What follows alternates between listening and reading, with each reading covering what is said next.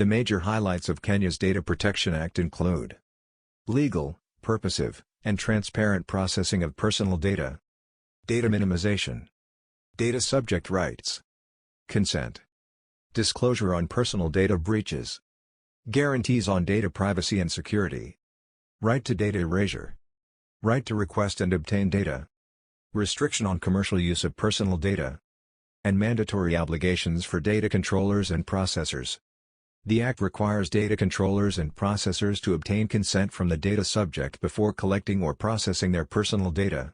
The consent should be free and informed, it should not be implied, and the data subject should be required to opt in rather than opt out. For example, a consent checkbox on a website should be unchecked on default, and the data subject has to opt in by checking it to grant consent. The Act also requires data controllers and processors to issue a public notice in clear and understandable language explaining the nature, scope, and purpose of data to be collected and if it will be shared by third parties. The Act prohibits unclear collection of data. Collectors are required to collect personal data for specific purposes that are clearly explained to the data subject. The collector should never use that data beyond the scope of the specified purpose, and the data should be deleted as soon as the purpose is fulfilled. The Act gives data subjects the right to be informed about how their data is being used, whether it will be shared with third parties, and they can request for it to be deleted. Data collectors and processors are also required to store the personal data privately and safely.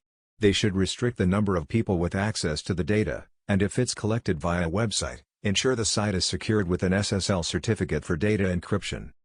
If there is a serious breach of personal data, the data collector should notify the data subjects and the data commissioner within 72 hours of becoming aware of the breach. More details about the Data Protection Act can be found on www.odpc.go.ke.